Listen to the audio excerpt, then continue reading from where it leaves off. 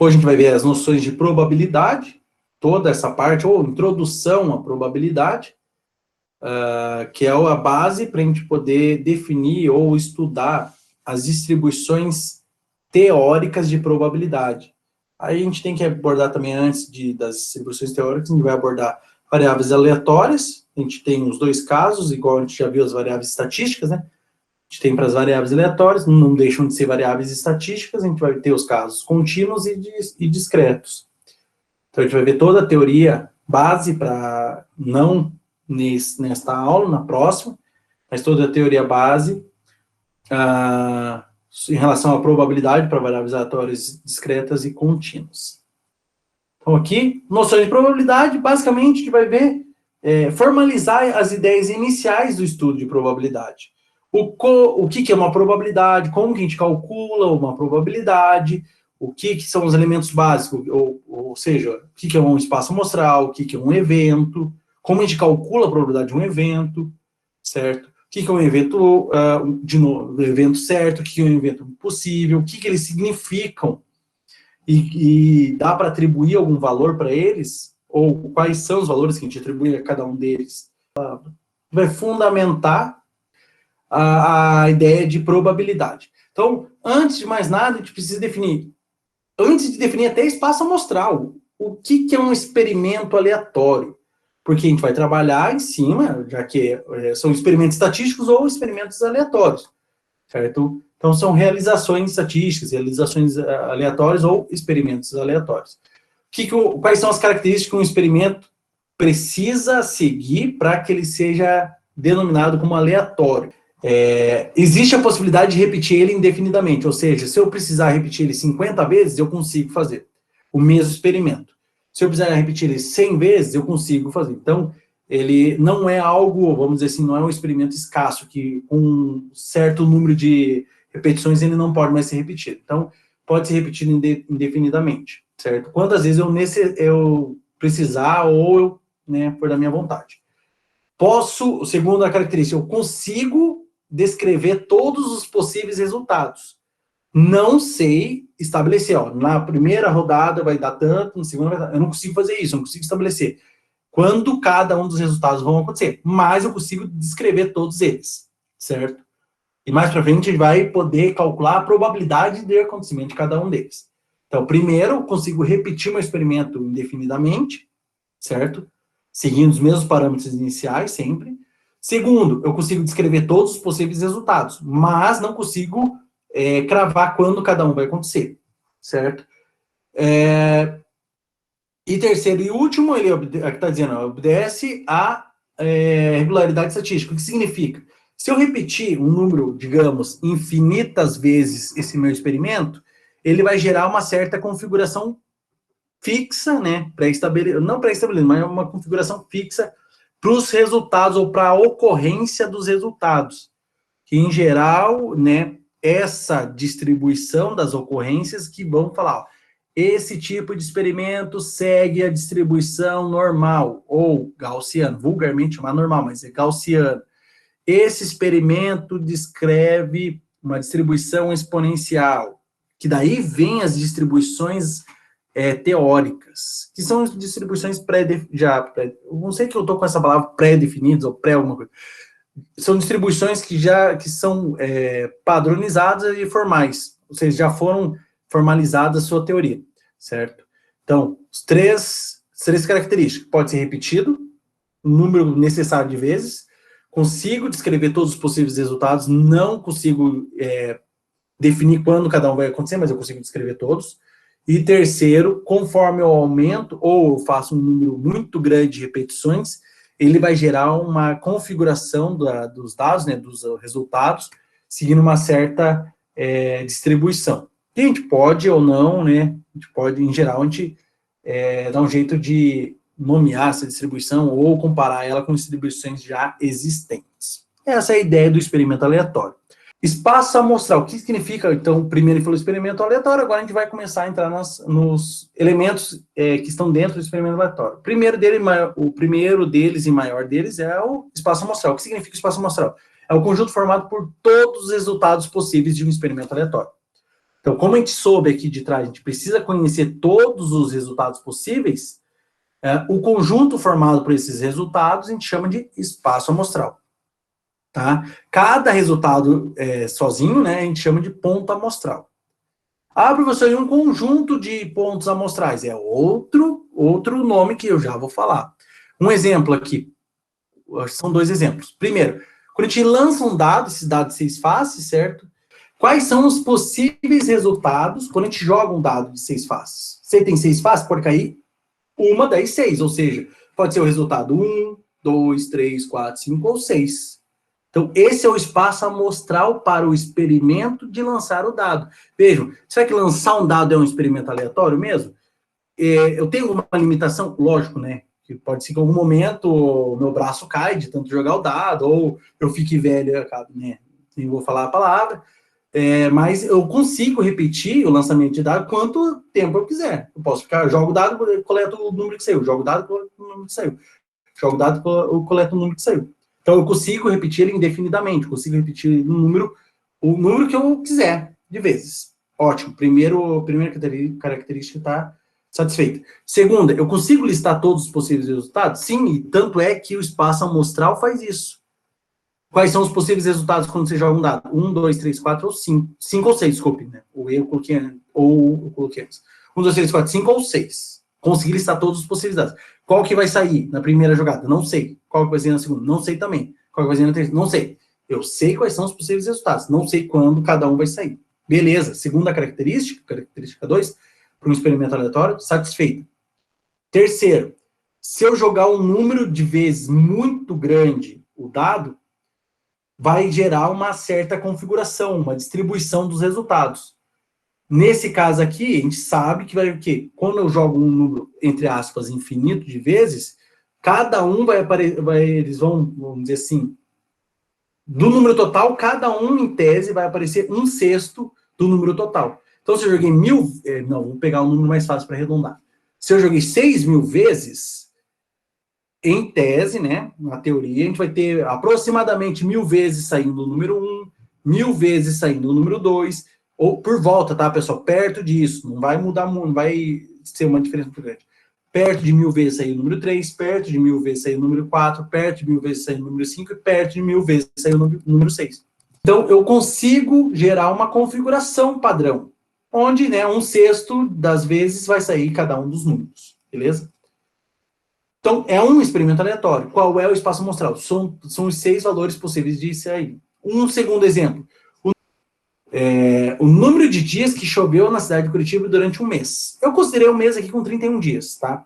Então, quais são as possibilidades? Pode chover nenhum dia, um dia, 2 dias, 3 dias, 4 dias, até os 31 dias, que é o mais provável, chover os 31 dias. Então, qual é o espaço amostral do experimento aleatório, contagem de números de chuva em Curitiba durante o mês? De 0 até 31, todos os números entre, né, 0 e 31. Será que contar o número de dias de chuva em Curitiba em um mês é um experimento aleatório? Eu posso repetir ele? Sim, posso contar o número de janeiro, fevereiro, março, abril, maio, junho, julho, agosto, setembro, outubro, novembro, dezembro, de um ano. Posso voltar de novo janeiro, fevereiro, do segundo ano, posso fazer isso no próximo ano. Então, eu posso repetir ele indefinidamente, enquanto eu tiver, né, enquanto os maias errarem, né, o final do mundo, eu consigo contar, beleza? Segundo, consigo descrever todos os possíveis valores, mas não falar quando cada um vai acontecer? Consigo, eu já até descrevi aqui, ó. Pode acontecer de 0 até 31 dias de chuva em Curitiba, é mais provável que 31 dias de chuva, né? Mas eu consigo descrever. Terceiro, eu consigo montar uma configuração da quantidade de vezes que cada número se repete? Sim, se eu listar lá e estudar, né, pega lá dos últimos 20 anos até hoje, você consegue listar mais ou menos e montar uma configuração de quanto, nesses últimos 20, 30 anos, quantas vezes saiu o número, nenhum dia choveu, quantas vezes um dia choveu só, quantas vezes 2 dias choveram, e assim sucessivamente. Então a gente consegue montar. É mais trabalhoso? Mas a gente consegue montar. Beleza? Então, realmente, né, estou falando de 2 experimentos aleatórios, ou experimentos estatísticos.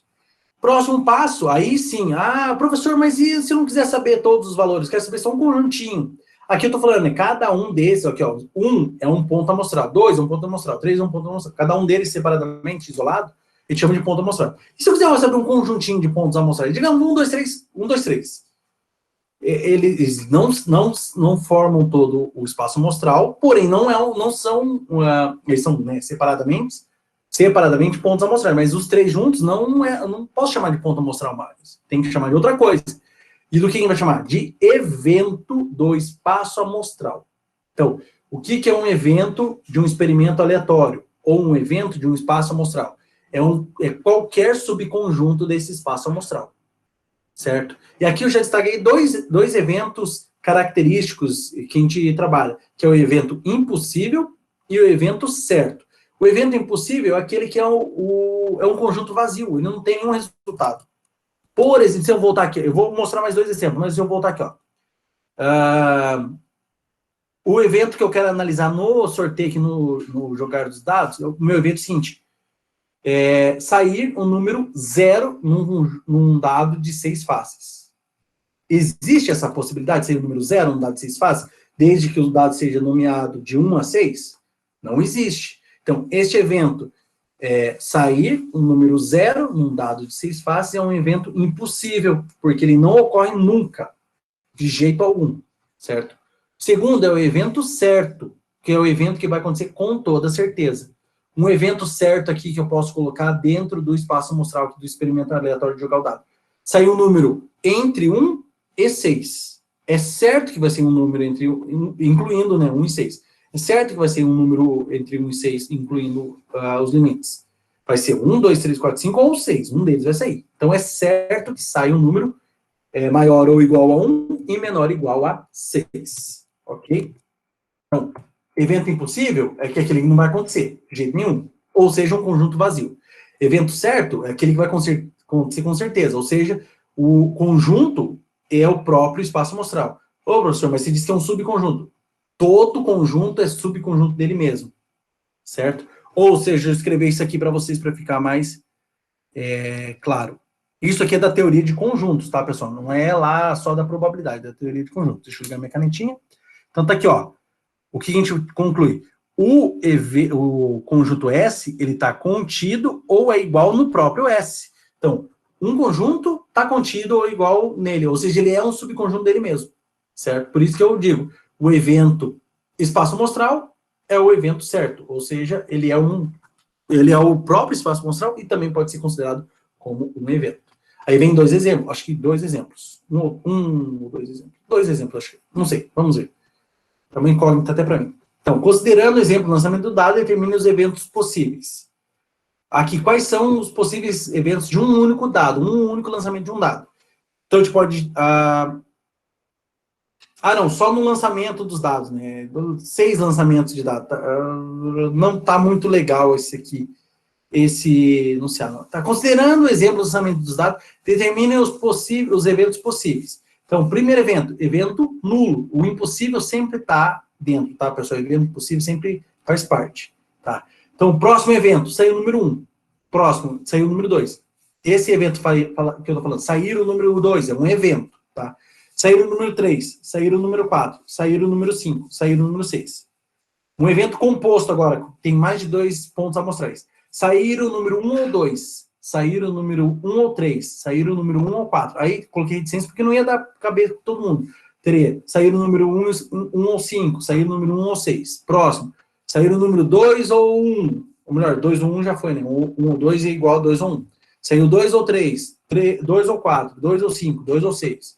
Aí depois vem 3 ou 4, 3 ou 5, 3 ou 6, 4 ou 5, 4 ou 5. Ou poderia até sair, né? 1 também, mas aqui eu estou considerando só pontos amostrais diferentes. Até chegar a sair 1, 2, 3, 4, 5 ou 6, tá? Essa questão de montar os eventos, quando ela fica livre, ela fica muito ambígua. Então, geralmente, tá, tem algumas é destacado, é definido alguma coisa, assim, para não ficar ambígua a ideia, tá? Para montar os eventos.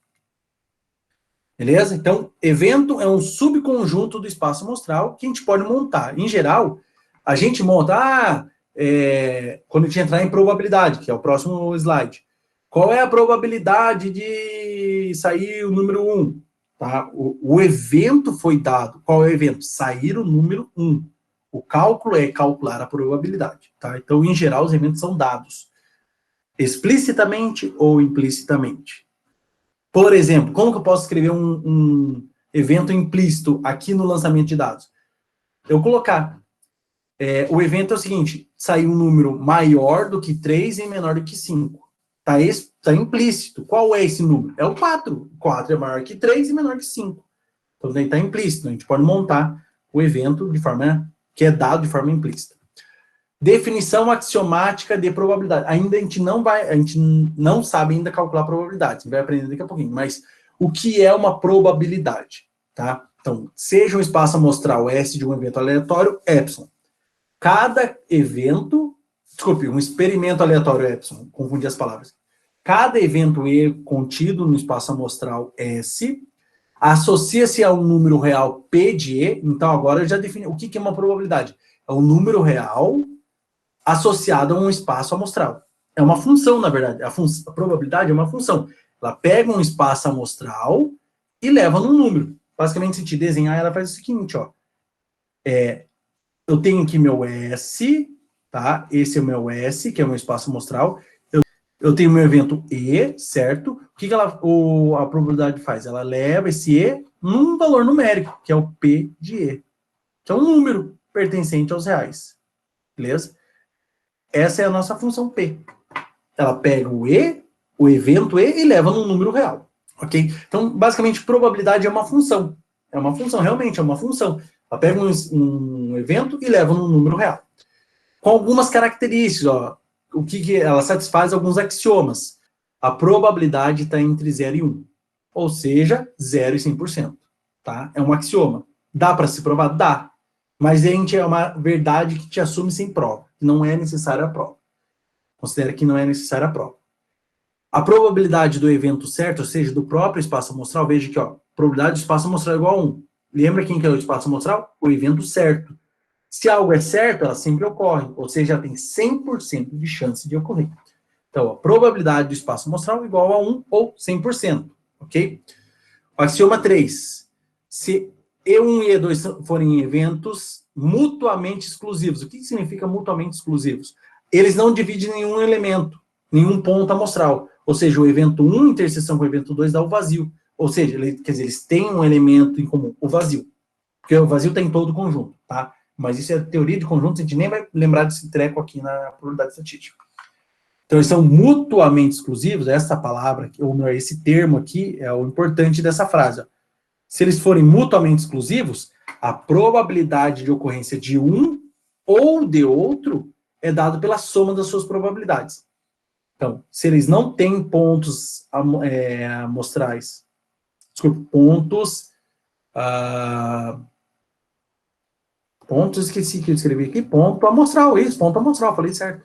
Se eles não têm pontos amostrais em comum, ou seja, a interseção entre os dois é igual ao vazio, a probabilidade, é a leitura que eu vou fazer aqui, ó, probabilidade do E1 acontecer ou o E2 acontecer é igual à probabilidade do E1 acontecer mais a probabilidade do E2 acontecer, tá? Lembrando, sempre falo isso para vocês, vou riscar aqui no ladinho aqui, ó. Que a gente tem, né, no conjuntos, na aritmética e na lógica. E no português, né? Ou, que é lógica. Ou a gente associa na lógica, a gente associa, não é um chapéu de ponta cabeça, tá, pessoal? O acento tio de ponta cabeça, tá? Deixa eu colocar aqui melhor para. Então, ou, em português, né? A palavra ou. Na lógica, a gente usa um Vzinho, como se fosse um tio de ponta cabeça, ou centro circunflexo de ponta cabeça. Na teoria de conjuntos, na probabilidade, a gente usa a união, certo? E na aritmética, a gente usa o mais. Então, aqui é a teoria dos conjuntos, ou probabilidade, e aqui aritmética. O E, a gente usa aí sim o tiozinho, circunflexo. Na teoria dos conjuntos, na probabilidade, a interseção. E na aritmética, o vezes. Tá? Eu coloquei um asterístico aqui para dizer que é um vezes, beleza? Essa é a relação que a gente tem. Ou o tio, de ponta cabeça, união mais. E tio interseção ou vezes, beleza? Por isso ficou, probabilidade do E1 ou do E2 é igual a probabilidade do E1 mais a probabilidade do E2. Sempre? Não. Quando eles forem mutuamente exclusivos, ou seja, interseção igual ao vazio. Eu vou falar daqui a pouco um exemplo, mas posso falar um exemplo rapidão aqui, inclusive acho que é isso que eu vou falar. Por exemplo, eu tenho dois eventos. Sair o número 7 no lançamento de um dado e retirar a carta Rei de Copas, por exemplo, num baralho. Eles têm, entre esses dois experimentos, tem algum ponto amostral que eles dividem? Tem como sair algum número, né, do dado num baralho e vice-versa, sair uma carta de baralho no lançamento de dado? Não tem. Então, eles são mutuamente exclusivos. Se eles são mutuamente exclusivos, então a probabilidade de sair o número 6, por exemplo, não sei se foi 6, mas sair o 6 num dado, ou tirar um rei de copas do baralho, vai ser o quê? A probabilidade de sair o 6, mais a probabilidade de retirar o rei de copas. Beleza? São eventos mutuamente exclusivos. Não tem nada a ver um com o outro. Eles não dividem pontos amostrais. Sempre vai ser dessa forma? Tem como, no mesmo experimento, ter eventos mutuamente exclusivos? Tem. Por exemplo, no lançar de dados. Qual é a probabilidade de ser um número par ou um número ímpar no lançamento de um dado? Par e ímpar. Tem algum número que é par e ímpar ao mesmo tempo? Não tem. Então, o evento número par é mutuamente exclusivo do evento número ímpar. Então, no mesmo experimento, no primeiro eu tinha pego dois experimentos diferentes. Agora eu peguei o mesmo experimento e consegui achar dois eventos mutuamente exclusivos. Continuando aqui, então aqui o axioma 3 e aqui o A3', que é uma generalização do A3, certo? O A3 eu usei só para definir para dois eventos, o A3' eu estou definindo infinitos eventos. Então, é uma generalização, certo? Para o axioma, desculpe, A3. Então, o A3', seja um E1, E2 até o EN, reticência, ou seja, infinitos eventos mutuamente exclusivos, ou seja, nenhum deles, 2 a 2, nenhum deles divide em pontos amostrais. Todo mundo é independente. Independência é outra coisa. Não esqueça essa palavra independente. São mutuamente exclusivos 2 a 2. Então, a probabilidade de ocorrer o 1, o 2, desculpe, desde o começo. A probabilidade de ocorrer o 1, ou o 2, ou o 3, ou o 4, reticências, ou o N, reticências, reticências, é igual ao quê? Probabilidade do unitório, esse símbolo aqui, tem o somatório e tem o unitório, tem o produtório, que a gente vai ver mais lá para frente, tem o intersectório, certo? Então, tem cada nome esdrúxulo. Então, a probabilidade do unitório, de I começando em 1 até mais infinito, dos eventos EI. Ou seja, só para resumir essa escrita aqui, é igual como aqui a união transforma em soma. Opa, voltei sem querer, desculpe. Na verdade, vai ser o quê? O somatório de índice começando em 1 até mais infinito, já que eu tenho infinitos eventos. Posso limitar em 50 mil eventos? Pode. Pessoal, uma coisa que vocês vão perceber, eu vou falar muito aqui. Esse infinito, na estatística e na probabilidade, ele é muito relativo. O infinito pode ser um número 1. O infinito teórico da probabilidade estatística pode ser o número 1, por exemplo. Infinito é o quê? É uma cota superior que a gente coloca. O infinito, na probabilidade estatística, ele é relativo. Ele pode representar realmente o infinito, algo que não tem fim, mas ele pode representar uma cota superior, certo? Ok? Então, a probabilidade de ocorrência da união de E1, união 2, união 3, união 4, até união N, até união reticências, é a somatória de todas as probabilidades de cada um deles, beleza? Então, união a gente associa a mais, por isso que vira somatório, certo? E como a gente calcula essa... Então, aqui a gente viu tudo que tem que representar, ou todas as, vamos dizer assim, os axiomas que uma probabilidade segue. A função probabilidade, né?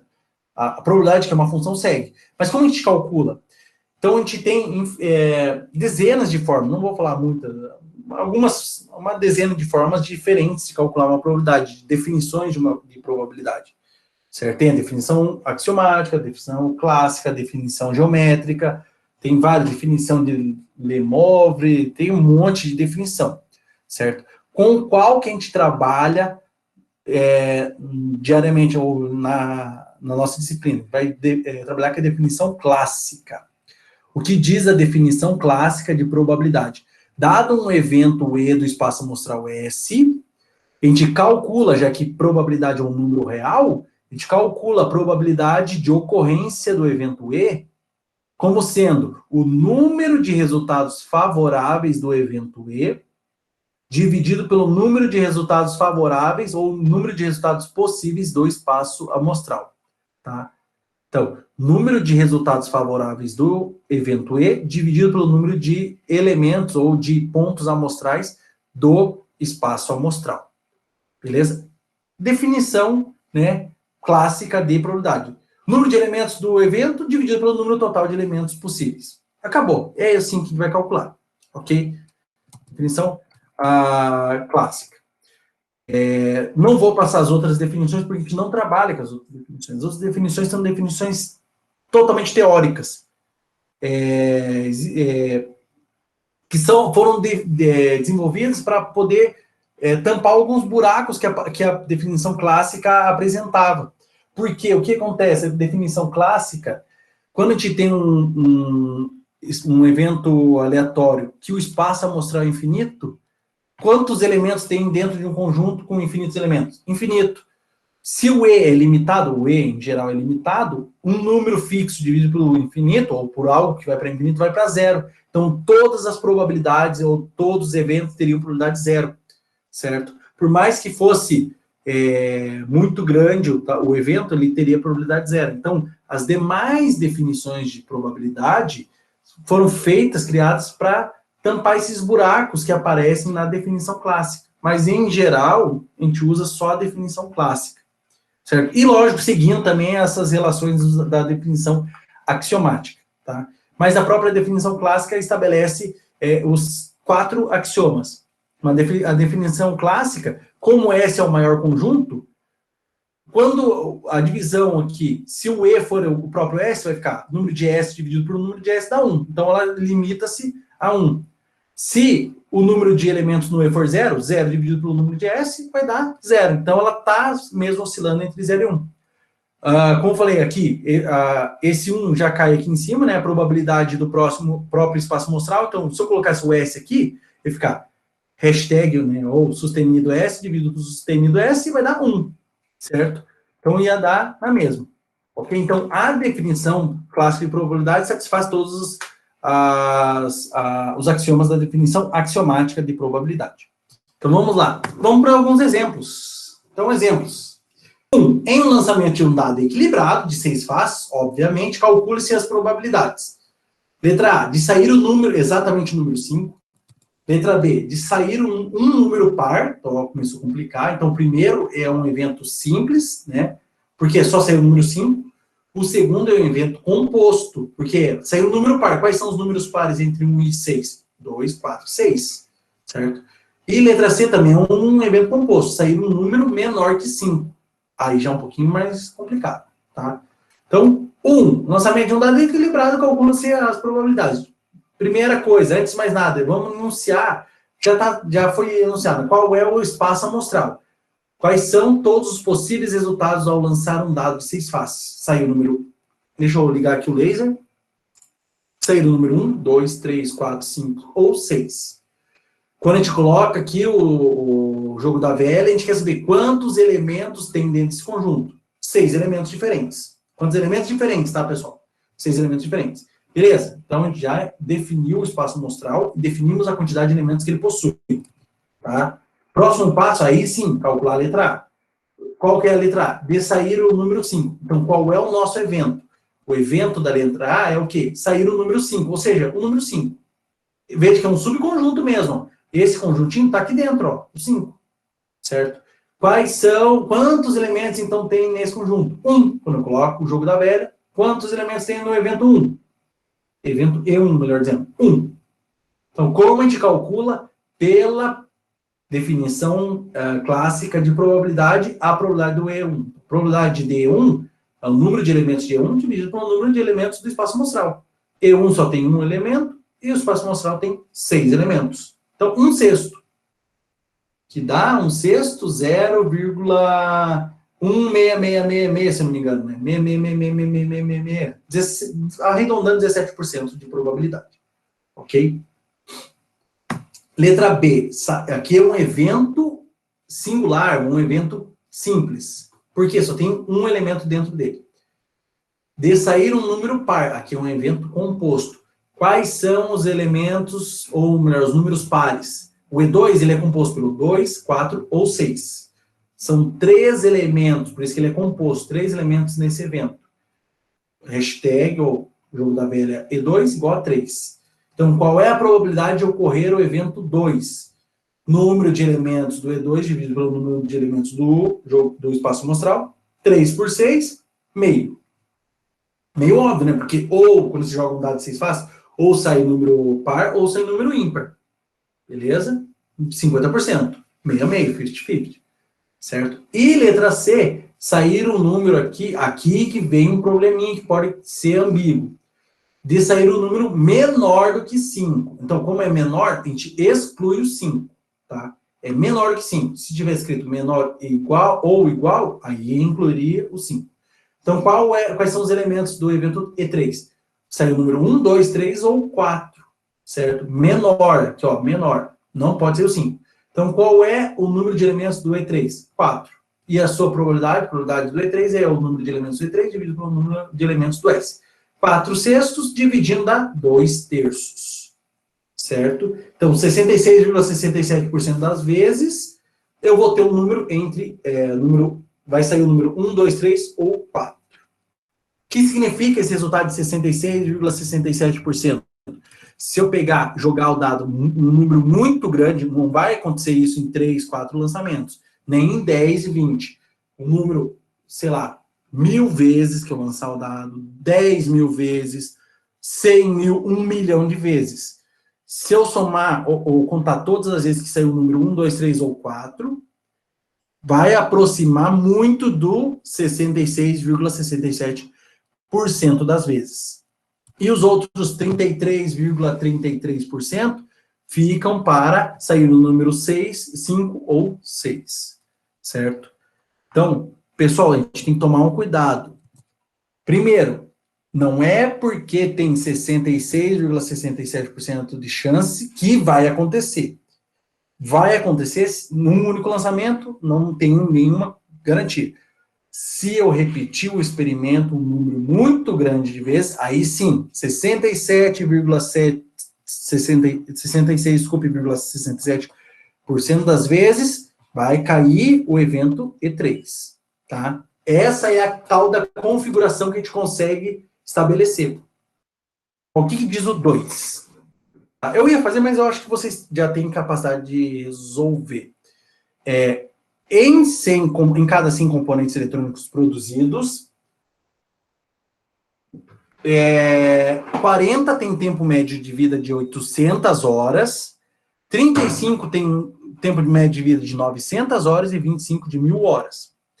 Aqui, que eu falei, tem margem para uma ambiguidade. Porque a gente pode pensar, um componente que durou 1.000 horas, ele durou 800 horas e 900 horas. Só que aqui a gente vai estabelecer o seguinte critério. Se ele durou até 800, ele vai ser classificado com 800 horas. Se ele durou até 900, ele vai ser classificado com 900 horas. Ele não participa do evento 800 horas, tá? E se ele durou até 1.000 horas, ele não participa nem do evento de 800, nem do evento de 900, tá? Embora que um componente que durou 1.000 horas, ele durou 900 e durou 800, tá? Para ficar sem uma ambiguidade aqui. Tomando-se ao acaso um componente qualquer, qual a probabilidade de que ele tenha um tempo médio de vida igual a, primeiro, 900 horas. É só ver quantos componentes tem em 900 horas em 100. Saiu, beleza. Letra B, 900, olha aqui a palavrinha, ou 1.000 horas. Lembrando que um componente classificado com 1.000 horas, ele não está mais classificado com 900, tá? Por que eu estou falando isso? Para dar ênfase que são eventos mutuamente exclusivos.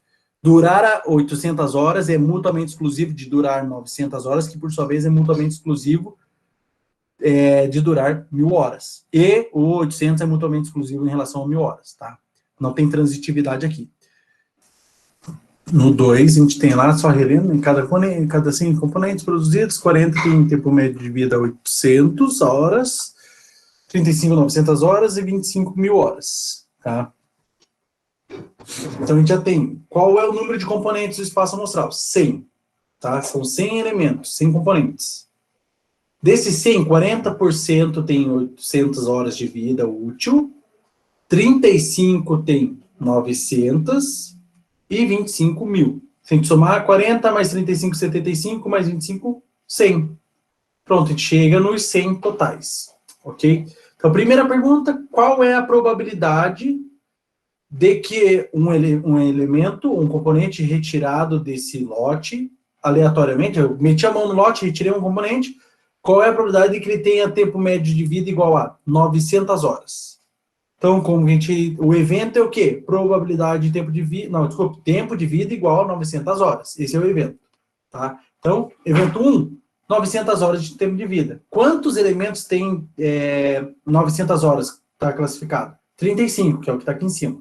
Então, 35 elementos. Qual é a probabilidade, então, do E1? A probabilidade de E1 é o número de E1 dividido pelo número total do espaço amostral. 35 em 100, 35%. Aí, óbvio, aqui, bem tranquilo. Próximo vem o quê? Probabilidade dele ter 900 ou 1.000 horas. 900 ou 1.000 horas. Então, o evento E1, 900 horas, a gente já viu que tem 35 elementos. O evento E2, ter 1.000 horas de vida útil, 25 elementos apenas. Então, como fica a probabilidade do E1 ou do E2? Ó, E1 ou E2. A probabilidade do E1 ou E2, lembrando que são mutuamente exclusivos, certo? Ou seja, não dividem um elemento. Foi estabelecido que o componente que chegou a 1.000 horas, ele não participa mais dos 900, ele é de 1.000 horas, ok? Não, probabilidade do E1 ou do E2 é igual a probabilidade do E1 mais probabilidade do E2. Ou seja, número de elementos do E1 dividido pelo número de elementos do espaço amostral, mais número de elementos do E2 dividido pelo número de elementos do espaço amostral. 35 em 100 mais 25 em 100, 60 em 100, certo? Ou seja, 60%, 0,6. Tranquilo, acho que é bem tranquilo essa parte. Por fim, o terceiro, que é o quê? Ele ter, ou, é meio óbvio aí, né? Só tem 3 tipos de tempo, né? De tempo médio de vida. Ou 800, ou 900, ou 1.000. Se a gente está pegando os 3 tipos, né? Já sabe mais ou menos quanto que tem que dar. Quantos, evento E1, aqui eu só segui a ordem que está aqui em cima, tá, pessoal? Embora 800 seja menor que 900, mas eu só segui a ordem aqui. Evento E1, ter 900 horas de vida útil. Ou quantos elementos tem dentro desse conjunto, ou desse evento? 35. Evento E2, desculpe, ter 1.000 horas. Quantos elementos tem dentro desse evento? 25. E evento E3, ter 800 horas. Quantos elementos tem? 40. Quando a gente faz a soma, probabilidade do E1 ou E2 ou E3, vai ficar o quê?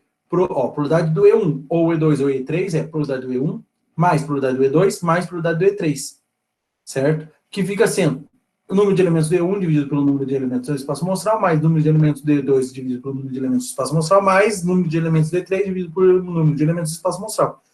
35 em 100, mais 25 em 100, mais 40 em 100. 35 mais 25, 60 mais 40, 100 em 100, 100%, ou 1. Esse aqui, primeiro, é o exercício para definição clássica de probabilidade. O segundo é o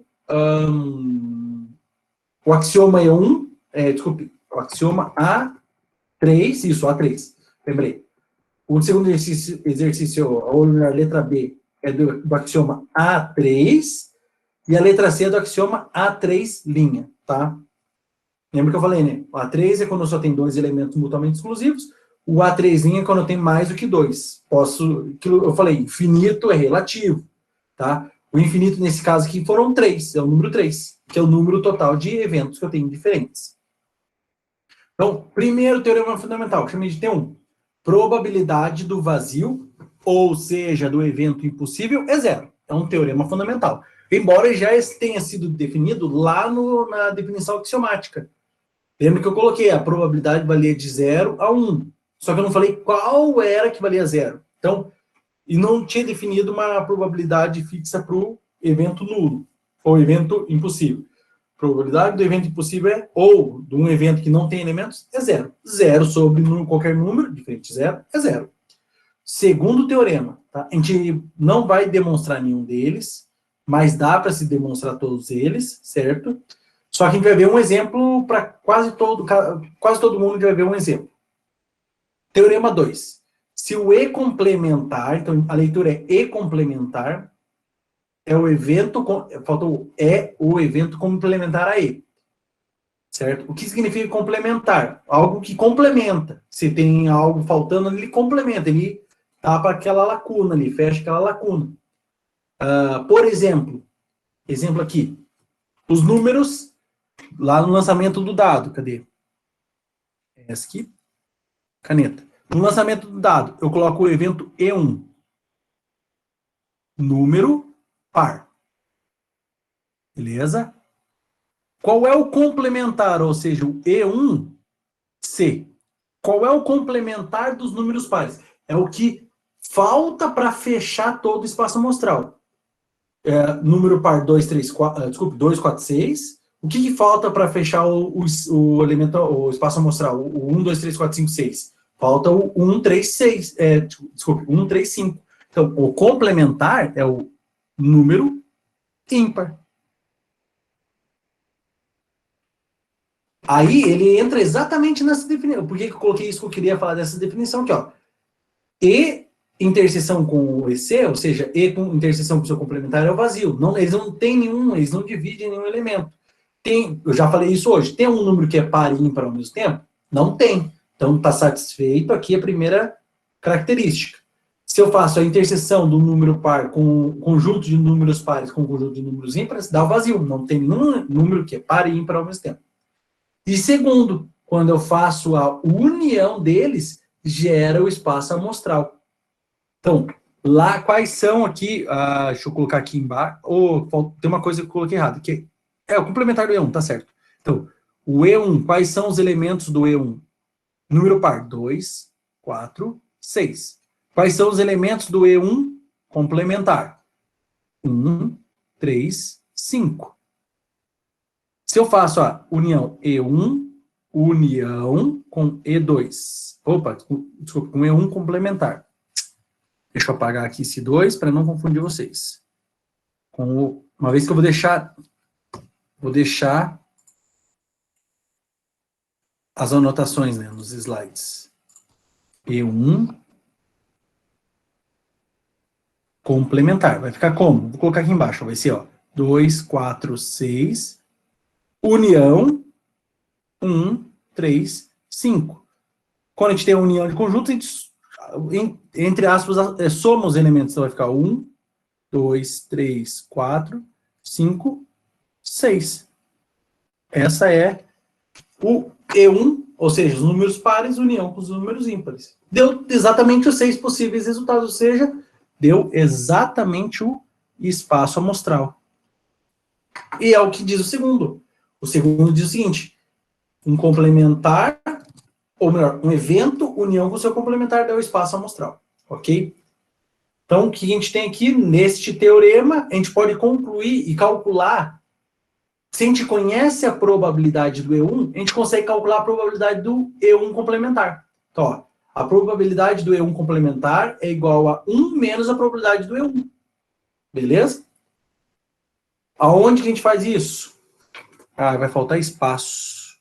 Eu vou fazer aqui em cima. Por que esse teorema é verdade? Eu vou fazer aqui em cima, tá? Tudo bem? Ó, então eu vou pegar esta definição aqui, ou esta característica. E vou calcular uma probabilidade. Então, probabilidade do E1. Do E só, né? Posso colocar só o E. Apagar aqui. Do E, certo? Cadê aqui em cima? União com o E complementar. Usando o axioma 3, certo? A gente tem que isso é o quê? Só lembrando, né? É a mesma coisa que a probabilidade, usando essa parte aqui, ó, é igual a probabilidade do S, certo? Usando o axioma 1, a probabilidade do S vai para 1. Então, vai ficar o quê? Usando o axioma 3, então, probabilidade do E mais a probabilidade do E complementar tem que ser igual a quanto? Probabilidade do S, que é 1. Isolando aqui a probabilidade do E complementar, probabilidade de E complementar é igual a 1 menos a probabilidade do E. Pronto. E vice-versa. A probabilidade do E é igual a 1 menos a probabilidade do E complementar. Beleza? Só uma demonstração do teorema. Eu falei, um ou outro eu vou acabar demonstrando, porque é uma demonstração rápida, tá? Os que são mais demorados, eu não vou ficar gastando muito tempo nisso.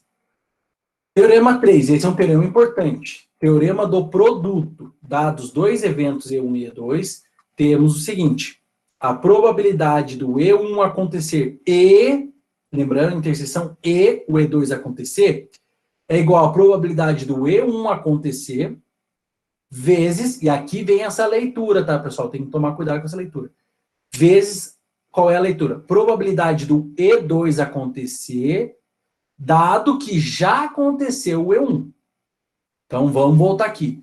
A probabilidade do E1 acontecer e o E2 acontecer é igual à probabilidade do E1 acontecer, vezes a probabilidade do E2 acontecer, dado que já aconteceu o E1. A gente vai ver exemplo disso, tá? Daqui a pouquinho.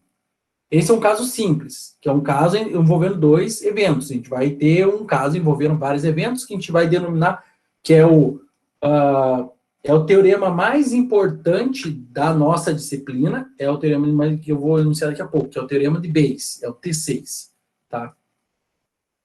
E a probabilidade condicional de 2 acontecer se um já aconteceu, ou seja, isolar isso aqui, ó. Vai ficar como? Passa o P de E1 dividindo. É tudo número. Então, a probabilidade de E2 acontecer, dado que já aconteceu o E1, é igual à probabilidade do E1 acontecer e o E2, ou vice-versa, E2 acontecer e E1, dividido pela probabilidade do E1 acontecer. Desde que a probabilidade do E1 seja diferente de zero. Tá? Se a gente tiver três eventos, E1, E2 e E3, aí vem o seguinte, a probabilidade do desculpa, aqui um E3, tá, pessoal? Deixa eu apagar e arrumar aqui rapidinho, para ficar mais... É a última linha mesmo, então não tem problema de perder as animações. Beleza. Porque tem que ficar bem claro, senão fica ruim para vocês. Ó. E1, E2 e E3. Então, a probabilidade do E3 acontecer, dado que E1 e E2 aconteceram, tá? Leitura novamente. Probabilidade de E3 acontecer, dado que o E1 e o E2 já aconteceram com certeza, tá? Quando a gente coloca essa barra, quer dizer que o que vem depois aconteceu com certeza. Beleza? Tudo bem? Esse mexeu, então, porque tá tudo bem. É igual a probabilidade do E1 acontecer, o E2 acontecer e o E3 acontecer, dividido pela probabilidade do E1 acontecer e do E2 acontecer. Tá? Isso a gente pode estender para infinitos eventos, mas daí já fica muito grande. Né? Quando fica para infinitos eventos, na verdade, é o teorema de Bayes, manipulado, que a gente vai utilizar. O T4, probabilidade, aí o T, aqui lembrando, essa ideia aqui, ou melhor, deixa eu voltar aqui um pouquinho. Aqui, ó, essa ideia, deixa eu voltar aqui mais um pouco. Nossa, eu fui para frente, fez voltar. Probabilidade de E1 união com E2 igual a probabilidade do E1 mais E2 é só quando eles são mutuamente exclusivos, certo? Ou seja, interseção igual a zero. Mas a gente tem esse teorema, ele diz num caso geral, onde a gente não sabe ou se a interseção for diferente de zero. Se a gente não sabe ou a interseção for diferente de zero, a gente usa este teorema T4, que diz o seguinte: probabilidade do E1 acontecer ou o E2 acontecer é igual à probabilidade do E1 acontecer mais a probabilidade do E2 acontecer menos a probabilidade do E1 e E2 acontecer. Por que a gente usa isso? Isso aqui a gente usa, por exemplo, quando for trabalhar com um teorema de conjuntos, teoria de conjuntos. A gente tem o E1 aqui, o E2 aqui, E1, E2. Então, a probabilidade do E1 acontecer é toda essa áreazinha aqui, tá? Que é a definição geométrica de probabilidade. Então, é toda essa área aqui, mais a probabilidade do E2 acontecer é toda essa outra área aqui, ó. Tá? O que está acontecendo? Vocês estão vendo essa parte aqui que é a interseção entre os dois? Eu somei esse valor de área quando eu peguei o E1 mais o E2, ou seja, ela aparece duas vezes esse pedacinho de área. Por isso que eu tenho que retirar uma vez essa interseção. Então, a probabilidade do E1, esse daqui que está com riscos aqui, né, para o lado esquerdo, certo? Vejam que pega essa áreazinha aqui. A probabilidade do E2 é o risco para o lado direito, certo? Só que tem essa área que é a interseção, ou seja, eu somei uma vez aqui, mais uma vez aqui. Somei duas vezes. Então, eu tenho que tirar uma delas. Por isso que a gente tira aqui, ó. Tira uma probabilidade de E1 e E2 ao mesmo tempo. Então, seguindo, a gente tem o seguinte, o penúltimo, que diz o seguinte, dados dois eventos independentes, independente é que o resultado de um não interfere no resultado do outro. Lembra aquilo que eu falei? Jogar o dado e tirar uma carta. São eventos independentes. Saiu o número 6 e saiu um rei de copas. Independente. Se saiu 6, não vai interferir na probabilidade de sair o rei de copas. Porque são eventos totalmente independentes. Tá? Essa é a ideia de eventos independentes. Beleza? Sair um número par e sair um número ímpar são eventos independentes. Ok? Mas daí eles entram em outra característica um pouquinho diferente que a gente vai falar mais para frente. Ok. Se eu tenho dois eventos independentes, certo? Eu posso calcular a probabilidade de sair o evento E1 e o evento E2. Lembra que eu falei? Lá, deixa eu voltar aqui os slides, eu não apaguei por sorte, mas eu tenho anotado. A associação que a gente faz, né, das palavras. Ó, o E é o chapéu, interseção ou vezes, certo? É isso que eu usei aqui. Então, a probabilidade em eventos independentes. Voltei demais. Em eventos independentes, probabilidade de E1 acontecer e o E2 acontecer é igual a probabilidade do E1 vezes a probabilidade do E2. Beleza? Então, a probabilidade de sair o número 6 e pegar o rei de copas vai ser 1/6 vezes 52 avos, porque só tem um rei de copas em 52 cartas. Aí eu já não sei quanto vai dar, mas vai ser 1 sobre 6 vezes 52. 312, certo? 312 avos. Qual é esta probabilidade? 1 divide por 312. 0,0032, ou seja, 0,3% de sair. Quando você jogar um dado e retirar uma carta, um baralho de 52 cartas, você tem 0,3% de chance de conseguir um 6 no dado e retirar um rei de copas. Ok? Beleza. Num caso de N eventos independentes 2-2, né? Todo mundo é independente 2-2 que a gente analisa.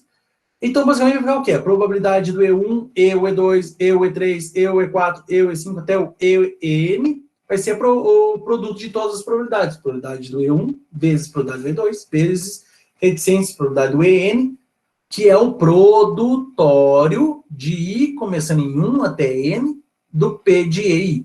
Como eu falei, esse N, na verdade, o certo seria colocar o infinito, que é o infinito relativo da estatística. Mas eu coloquei N, porque é um número N de eventos, tá? Para a gente ficar algo mais palpável, né? Colocar infinitos eventos. Como que eu vou colocar infinitos eventos? Não faz sentido nenhum, né? Na realidade.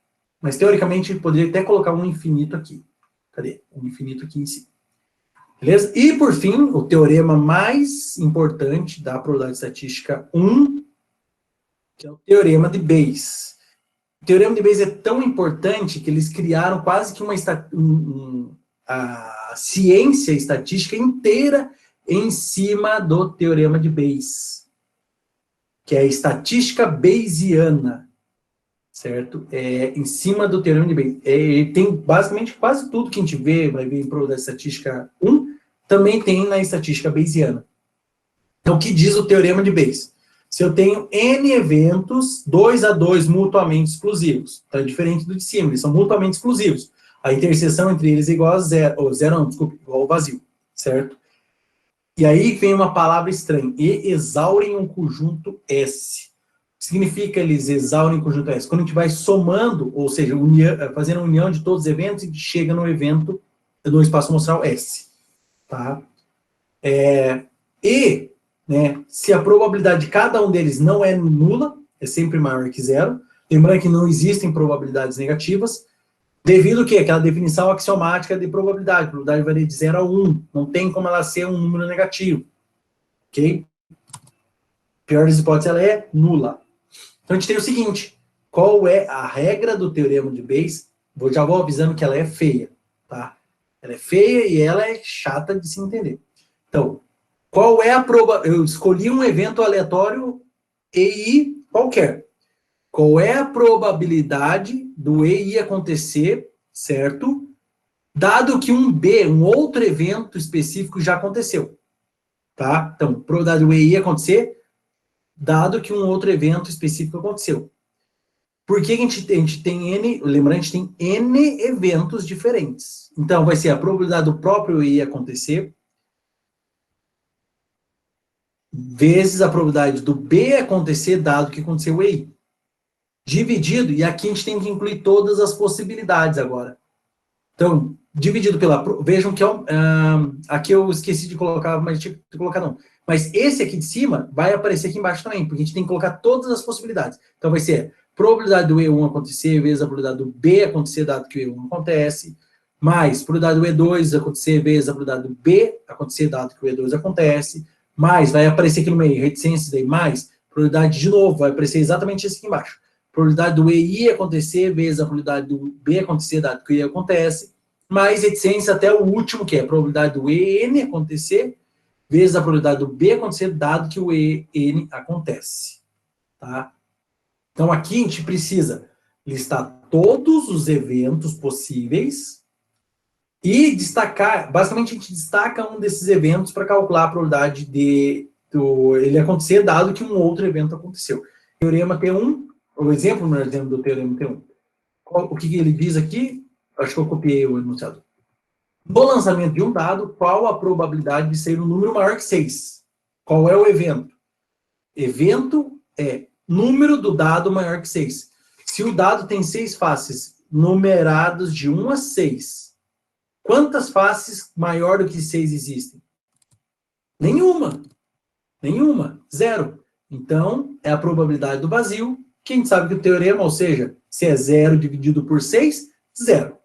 Beleza? Os primeiros são muito simples, muito bobos, muito fáceis. Segundo, teorema 2. Se a probabilidade de um equipamento falhar é 5%, então qual é a probabilidade do equipamento não falhar? Qual é o complementar de falha? Não falhar. Se eu unir falhar com não falhar, eu vou ter todas as possibilidades possíveis, né? É aquele sim ou não, né? Então, a falha, união com não falha, ou seja, não falha, né? Continuar funcionando, tem todas as possibilidades existentes. Então, qual é a probabilidade do equipamento não falhar? Falha é o nosso evento estudado. O complementar é não falhar. Então, ó, o complementar de falha é não falhar. Então, a probabilidade de falha é 0,05, ou seja, 5%. A probabilidade de não falhar vai ser a probabilidade do complementar, tá? Ou seja, a probabilidade complementar do teorema 2 diz o seguinte, que é 1 menos a probabilidade de falhar. 1 menos a probabilidade de falha. Só que quanto vale a probabilidade de falha? 5%. Ou seja, 1 menos 0,05, 95%. Meio óbvio, né? Só para mostrar a vocês o passo a passo da ideia. Se ele falha com 5% de chance, ele tem 95% de chance de não falhar. Ok? O que indica isso quando eu digo que ele tem 5% de chance de falhar? Se eu pegar 100 equipamentos, acho que é 100 equipamentos, eu vou, em média, né? Se eu pegar vários lotes de 100 equipamentos, em média eu vou chegar que 5 desses 100 vão falhar e os outros 95 vão funcionar. Ah, sempre vai ser fixo assim? Não. Vai ser em torno disso. Provavelmente um lote vai ter 97 funcionando e 3 falhas. Outro lote vai ter 100 funcionando e 0 falhas. Outro lote vai ter 90 funcionando e 10 falhas. Mas quando você tira a média, você coleta todos os, sei lá, os 1000 lotes, certo? Coleta os 1000 lotes. Calcula a média de falhas por lotes e vai se aproximar de 5%. E quanto maior é o número de lotes, mais próximo dessa probabilidade você chega. Talvez lá com 1000 não vai dar o 5, vai dar 4,8, 4,9, 5,1. Mas quando você vai pegar 1 milhão, 1 bilhão, daí você vai estar convergindo por esse parâmetro que a gente chama de estatística, não é uma estatística. Essa estatística pré-definida. Beleza, pessoal? Ok. Próximo, T3. Aí começou a complicar o T3, porque já entra na probabilidade condicional. Lembra que condição? Aconteceu isso, qual a probabilidade de acontecer isso? Isso outro, né? Melhor. Então, uma urna contém 5 bolas, sendo elas 3 azuis e 2 vermelhas. Tá? Ficou meio paranista aqui, tá, pessoal? Mas acontece, né? Uma bola é retirada, em seguida a outra. Então, eu retirei uma, não devolvi ela. Eu retirei ela e já peguei uma segunda. Tá? E não vi ainda, não vi as bolas. Qual que é a pergunta? Qual a probabilidade de as duas serem azuis? Então, é probabilidade condicional, ou probabilidade condicional. Então, o que a gente tem? A primeira bola, B1, azul. A segunda bola, B2, né, ser azul também. Essa é a pergunta. As duas sendo azul? Então, é a B1 ser azul e a B2 ser azul. Voltando aqui, qual é a probabilidade de B1 e B2 ao mesmo tempo? Certo? Lembrando que B1 é a primeira bola a ser retirada, B2 é a segunda bola. Lá do teorema condicional, diz o seguinte, a probabilidade do B1 e B2 é igual à probabilidade do B1, que é a primeira a ser retirada, vezes a probabilidade do B2. Eu não sei porque esse P ficou diferente desse P, vejam, estranho. Pois eu arrumo. É a probabilidade do B2, dado que o B1 já aconteceu. Ou seja, probabilidade de sair a bola azul na primeira, vezes a probabilidade da segunda ser azul, uma vez que a primeira já é com certeza azul, tá? Então vamos lá. O que acontece aqui? Nesse caso, a gente mexe com o espaço amostral, tá? Então, qual é a probabilidade da B1? Esqueçam essa parte aqui, tá, pessoal? Esqueçam por enquanto essa parte aqui. Probabilidade do B1 são 3 bolas azuis em 5, tá aqui. Agora pensem comigo. Eu retirei a segunda parte. Aqui a gente considera que com certeza o B1 aconteceu. Ou seja, da bolinha que eu tirei por primeiro, ela é azul. Se eu tirei uma bolinha azul, quantas bolinhas azuis ainda tem dentro da caixa? 3 menos uma, porque eu retirei com certeza uma bolinha azul. Tá? Esqueçam agora essa primeira parte. Quantas bolinhas tem dentro da caixa no total? Tinha 5, eu retirei uma, então só tem 4. Por isso que ficou, aqui faltou, né, um termo, ficou 3 vezes 2, 6. 5 vezes 4, 20. 6 em 20, 30%. Então, vejam, esses dois eventos não são independentes entre si. Por quê? Quando eu retiro uma bolinha azul, na verdade, quando eu retiro uma bolinha qualquer, eu mudo a probabilidade da segunda. Se eu retirasse e devolvesse, a probabilidade ia ser a mesma, ia ser 3 quintos em 3 quintos. Porque eu retirei, olhei a cor e devolvi. Ou seja, eu tirei uma azul, eu devolvi azul lá. Volta a ter 5 bolas e volta a ter 3 bolinhas azuis. Aqui eles não são independentes. Porque quando eu retiro uma bola e não devolvo, eu mexo no espaço amostral e eu mexo provavelmente também no número de elementos do evento. Então, eles não são independentes. A primeira bola ser azul não é, né, melhor, ela é independente em relação à segunda bola ser azul, mas ao contrário não, né? Elas não são eventos independentes. Beleza? T3'. Para o exemplo anterior, suponha que 3 bolas são retiradas. É só para ficar mais complicado. Suponha que 3 bolas são retiradas, só que com reposição. É um pouquinho diferente que esse. Com reposição. Qual é a probabilidade das 3 serem azuis? Agora eu retiro a primeira bola, olha a cor, anoto. Devolvo ela. Sorteio de novo, retiro uma segunda bola, olha a cor dela, anoto. Devolvo ela. Sorteio de novo, retiro a terceira bola, olha a cor dela e devolvo lá dentro da caixa. Tá? Como há a reposição da bola sorteada, a gente vai mudar o espaço amostral das próximos sorteios? Pense comigo. No primeiro eu não devolvi. Tinha 5, ficou com 4. Mexeu no espaço amostral. Quando eu sorteio, olho a cor e devolvo, naquele momento estava com 4, quando eu devolvi, voltou a ter 5. E voltou a ter ou 3 azul ou 2 vermelhas. Não sei, 3 azul e 2 vermelhas. Então, a gente não mexe no espaço amostral. Aí, esses casos, os eventos são independentes. Quando os eventos são independentes, a probabilidade de acontecer primeira bolinha azul e segunda bolinha azul e terceira bolinha azul vai ser a probabilidade da primeira bolinha azul vezes a probabilidade da segunda bolinha azul vezes a probabilidade da terceira bolinha azul. Ó, de novo, os P's aqui, esses dois P's saíram diferentes. Eu não sei o que está acontecendo com os meus slides. Ou seja, qual a probabilidade de uma bolinha azul sair? 5 terços vezes 5 terços vezes 5 terços, 9 sobre 125, ou seja, 21,6% de chance de retirar quando eu reponho 3 bolinhas azuis. Um pouco mais que 1/5 das vezes que eu repetir esse experimento, eu vou conseguir retirar 3 bolinhas azuis. No circuito a seguir, a probabilidade de cada relé estar fechado é de 80%, ou 0,8. Então, a probabilidade do relé 1 estar fechado é 0,8, do relé 2 é 0,8, do relé 3 0,8, do relé 4 0,8. Calcule a probabilidade de que a corrente passe de A para B. Então, está aqui nossa fonte, certo? E aqui o nosso consumidor, ok? Basicamente essa é a ideia. Como que a corrente passa do A e chega no B?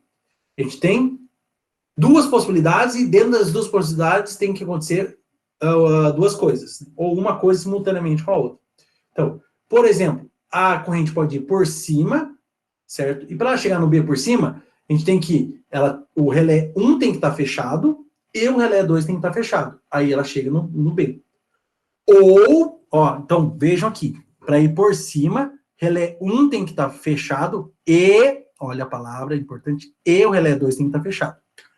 A segunda palavra importante, ou, indo por baixo, o relé 3 tem que estar fechado e o relé 4 tem que estar fechado.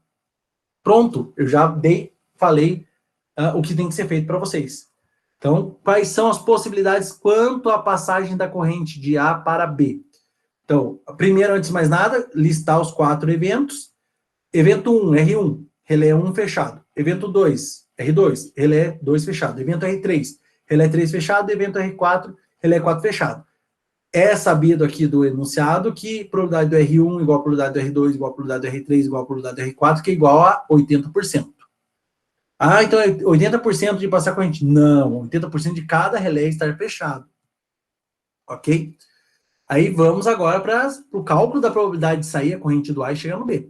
Vai ser assim, eu acabei de falar para vocês, lembrando com aquelas duas palavrinhas chaves. Probabilidade de passar é o quê? Probabilidade do relé 1 estar fechado e o relé 2 estar fechado, ou o relé 3 estar fechado e o relé 4 estar fechado. Ok? Aplicando o teorema T4, é a probabilidade do relé 1 e o relé 2 estar fechado, mais a probabilidade do relé 3 e o relé 4 estar fechado, menos a probabilidade do relé 1 e o relé 2 e o relé 3 e o relé 4 estarem fechados. Ok? Então, é o teorema 4. Tem a união no meio, a gente não sabe se eles são mutuamente exclusivos, né? Quer dizer, eles são independentes, tá? Mas a gente não sabe se eles são mutuamente exclusivos. Então, a gente tem que tirar o termo de repetição, ok? Então, vamos lá. Se eles são independentes, lembre-se, a probabilidade do relé 1 estar fechado interfere na probabilidade do relé 2 estar fechado? Não, não interfere. Não interfere. Não interfere. Cada um deles tem, independentemente do outro, 80% de chance de estar fechado. Independentemente um do outro. Então, a probabilidade, se eles são independentes, a probabilidade do R1, do relé 1 estar fechado e do relé 2 estar fechado, é o produto. É a probabilidade do relé 1 estar fechado vezes a probabilidade do relé 2 estar fechado. A mesma coisa para o 3 e 4. Vai ser mais a probabilidade do relé 3 vezes a probabilidade do relé 4. E a mesma coisa aqui, ó. Todo mundo é independente, é só multiplicar todas as probabilidades. Menos a probabilidade do relé 1 vezes relé 2 vezes relé 3 vezes relé 4. Fechados. Como todo mundo tem a mesma probabilidade, fica fácil de se calcular. Então vai ser o quê? 0,8 vezes 0,8 desse primeiro, mais 0,8 vezes 0,8 desse segundo, menos 0,8 vezes 0,8 vezes 0,8 vezes 0,8 do terceiro termo. Então, fazendo as contas, 0,8 vezes 0,8, 0,64. Mais 0,8 vezes 0,8, mais 0,64. Menos 0,8 vezes 0,8 vezes 0,8 vezes 0,8, não faço ideia de quanto seja. Deixa eu fazer rapidinho aqui na conta de cabeça aqui.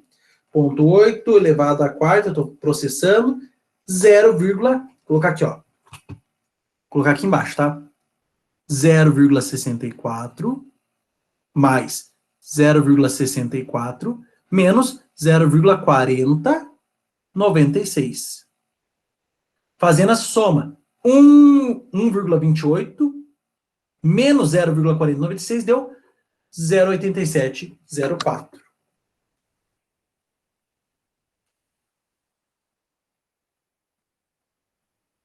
Isso, 0,8704. Ou seja, vejam que é maior do que a probabilidade de cada um deles estarem fechados. Se ocorrer essa ideia, né, esse experimento, ele tem 87,04% de chance da corrente sair do ar, ou seja, sair da fonte e chegar no consumidor. Continuando agora, T5. T5 já ficou um pouquinho mais complicado. Então, o que diz no T5? Uma fábrica produz 4 tipos de válvula. Válvula A, B, C ou D. Certo? E D, melhor dizendo. Não é que ela faz uma ou outra, né? Ela faz todas as 4. A probabilidade do tipo A ser defeituosa é de 1%. A do tipo B, 0,5%. A do tipo C, 2%. E a do tipo D, 2%. Em um depósito existem 1000 válvulas. Então, ó, a gente sabe qual a probabilidade da A ser defeituosa, B, C e D, e quantas válvulas. Na verdade, a gente tem todas as informações, tá bom, não vai ter que fazer conta nenhuma. Quase. Existem 1000 válvulas, sendo elas 500 do tipo A. Não, desculpa, perdão. São 1000 válvulas do tipo A, 500 válvulas do tipo B, 300 do tipo C e 200 do tipo D. Então, quantas válvulas tem ao todo? 1000, 1500, 1800, 2000 válvulas. Ok? Uma válvula é retirada aleatoriamente e verifica-se ser defeituosa. Aí, ó, o nosso evento. O evento que aconteceu, ela é defeituosa. Qual a probabilidade de que ela seja do tipo D? Opa, agora pegou. Deixa eu ver se eu coloquei a pergunta separada. Acho que eu não coloquei, tinha que ter colocado a pergunta separada. Não coloco rapidinho. Tá bom. Ó, a pergunta é, sabendo qual é a probabilidade dela ser defeituosa, dela ser do tipo D, sabendo que ela é defeituosa. Porque, ó, já retirei ela e eu vi que ela é defeituosa. Então, essa é a pergunta aqui, ó. Vou colocar aqui em cima, ó. Qual é a probabilidade dela ser do tipo D, dado... Aí, eu não sei qual foi a letra. Vou colocar em minúsculo. Dado que ela é defeituosa. A gente sabe o contrário. A gente sabe que se ela for D, 2% dela é defeituosa. Beleza? A gente sabe que, ao contrário. Qual é a probabilidade, se a gente perguntasse, qual é a probabilidade dela ser defeituosa, dado que ela é do tipo D? É o que está aqui, ó, 2%. Então, isso é igual a 0,02. Beleza? Mas é o contrário a pergunta que está sendo feita. Se ela é defeituosa, qual é a probabilidade dela ser do tipo D? Então, vamos lá. O evento que a gente está analisando é o quê? Eu coloquei aqui, o evento E é o evento válvula defeituosa, para não ficar D e D, tá, pessoal? Então, válvula defeituosa. A minha pergunta qual é? Essa aqui, ó. Qual é a probabilidade dela ser desculpe, esqueçam essa última frase. Qual é a probabilidade dela ser do tipo D, dado que ela é defeituosa? Então, com certeza ela é defeituosa. Como fica aqui o teorema de Bayes.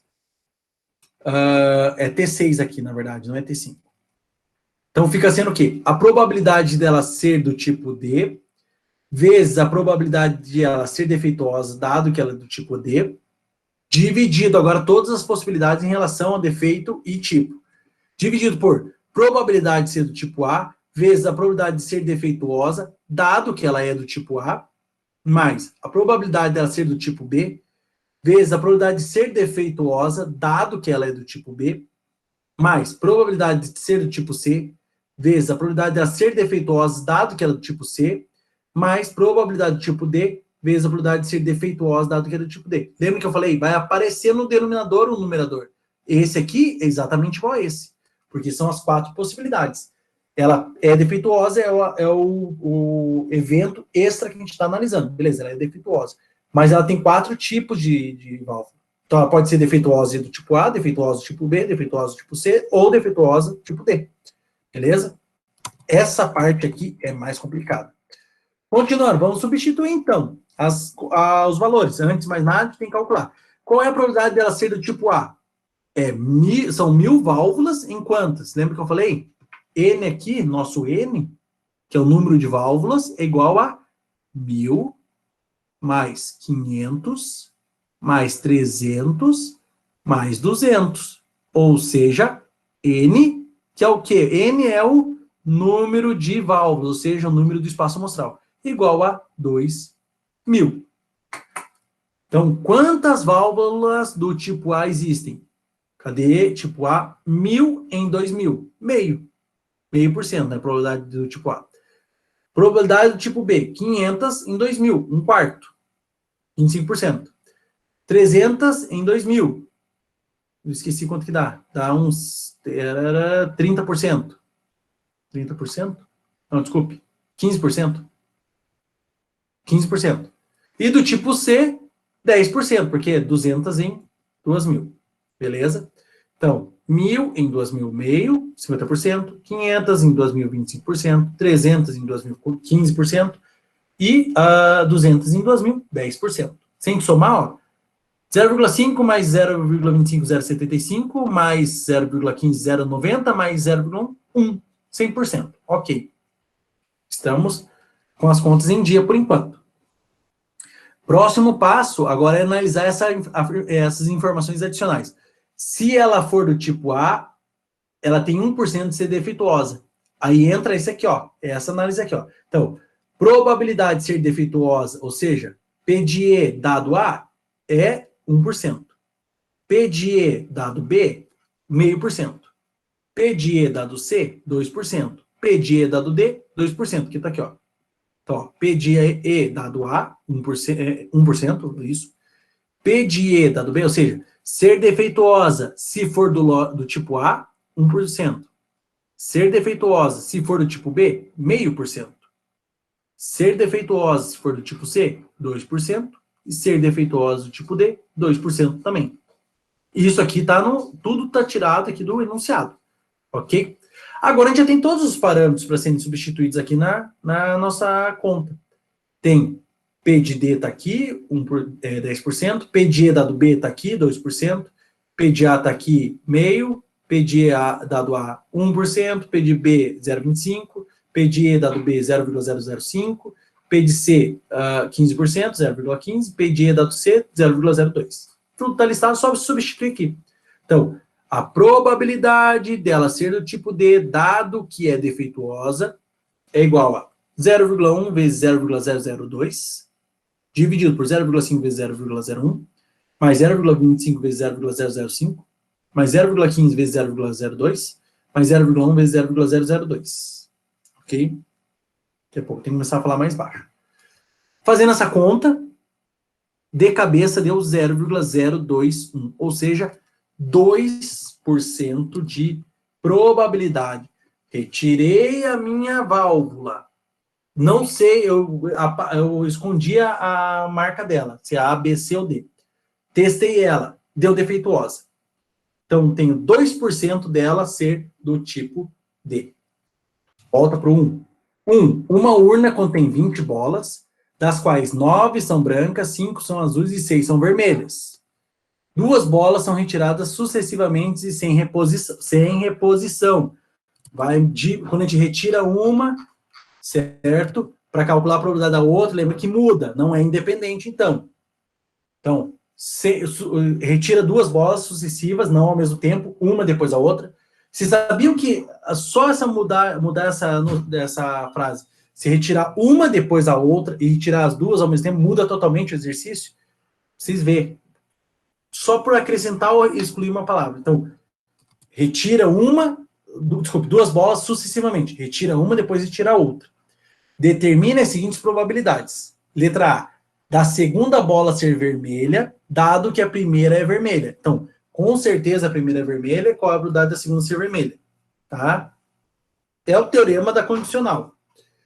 E B, distrairmos bolas de mesma cor. Aqui tem que tomar cuidado, tem que lembrar, ó, porque você pode pegar duas brancas, ou duas azuis, ou duas vermelhas. Ó o ou aparecendo aí, ó o ou. Ok? Tudo bem? E lembrando, se você pega duas brancas, ela é mutuamente exclusiva em pegar duas azuis. Então, não tem como você pegar duas brancas e mexer, né, e pegar duas azuis, não faz sentido nenhum. 2, tá? 2. Um lote é composto por 1.000 peças, sendo 95% das peças perfeitas e 5% defeituosas. Então, aqui está dando a probabilidade, mas eu poderia ter falado 95% de 1.000, 950. 5% de 1.000, 50. Duas peças são extraídas aleatoriamente sem reposição desse lote. Retira uma e depois retira a outra. Qual a probabilidade de que ambas sejam defeituosas, certo? Para as duas serem defeituosas, eu preciso que a primeira seja defeituosa, olha a letrinha, e a segunda seja defeituosa. Letra A. Probabilidade de defeito na primeira e defeito na segunda. Usem lá a probabilidade condicional. Letra B. Ambas sejam perfeitas. A primeira ser perfeita e a segunda ser perfeita. Letra C. Uma seja defeituosa e a outra seja perfeita. Como ele não estabeleceu a ordem, então você tem que considerar a primeira seja defeituosa e a segunda perfeita, ou a primeira perfeita e a segunda defeituosa. Então tem e ou aí nesse último. Beleza? Agora eu vou pular rapidinho para o 3, tá? Não vejo minhas contas aqui, senão vai ficar na cara. Tá? Cadê o 3? Para ler o 3. Olha o 3. O 3 é bem longo o enunciado. Para selecionar seus funcionários, uma empresa oferece aos candidatos um curso de treinamento durante uma semana. No final do curso, eles são submetidos a uma prova e 25% são classificados como bons, 50% como médios e os restantes 25% como fracos. Tá? Para facilitar a seleção, a empresa pretende substituir o treinamento por um teste contendo questões referentes a conhecimentos gerais e específicos. Uma prova, em vez de fazer o treinamento. Para isso, gostaria de conhecer qual a probabilidade de o indivíduo aprovado no teste ser considerado fraco caso fizesse o curso. Então, qual é a pergunta? Olha só, já está dada aqui, ó. A pergunta está aqui, ó. Para isso, gostaria de conhecer a probabilidade de o indivíduo aprovado no teste ser considerado fraco caso fizesse o curso. Então, ele quer saber o seguinte, eu vou colocar aqui, ó. Probabilidade, certo? De ser fraco, dado que foi aprovado. Qual é a probabilidade dele ser fraco, dado que ele foi aprovado? Porque ele pode ser aprovado sendo fraco, bom ou médio, certo? Então, as três possibilidades. Ok.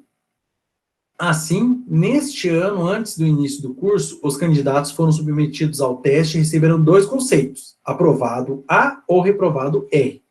Tá? No final do curso, obtiveram-se as seguintes probabilidades condicionais.